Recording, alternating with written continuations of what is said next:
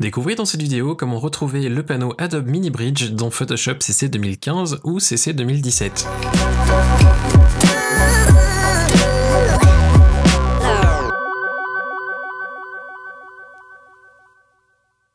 Salut, je m'appelle Quentin Descaillets. Vous pouvez retrouver mon travail sur quentindescaillets.com ou sur facebook.com/quentindescaillets. Dans cette vidéo, on va regarder ensemble comment retrouver le panneau Mini Bridge dans CC 2015 ou 2017, parce qu'il a disparu en fait depuis la version 2014. Enfin, du moins, il a été enlevé dans les versions suivantes.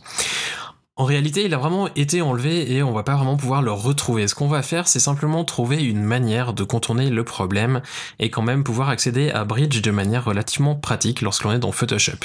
Il n'y aura pas vraiment de miracle, on va simplement commencer par ouvrir Bridge.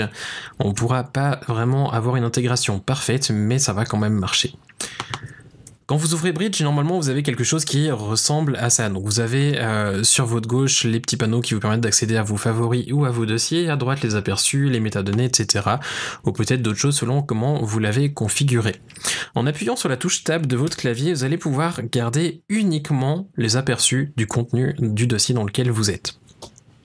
Et grâce à ça, en fait, on va pouvoir un petit peu tricher, simplement redimensionner notre fenêtre en prenant bien le côté de la fenêtre et pas le tableau où on a certains autres dossiers. On va ensuite cliquer sur Photoshop et faire de même et simplement le ramener un petit peu sur la gauche de manière à voir les deux fenêtres en parallèle.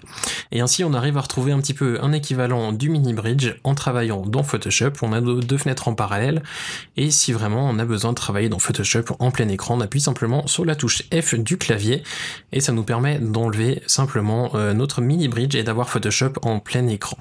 On appuie 2 fois sur F pour revenir ensuite à l'affichage que l'on a défini au préalable. J'espère que ça pourra aider certains qui emploient Mini Bridge. Comme je l'ai dit, c'est pas une solution qui est parfaite, mais ça marche relativement bien et ça peut pallier au problème du manque de Mini Bridge. D'autres vidéos vont suivre ces prochains jours. En attendant, n'oubliez pas de vous abonner à la chaîne et passez une excellente journée. À bientôt!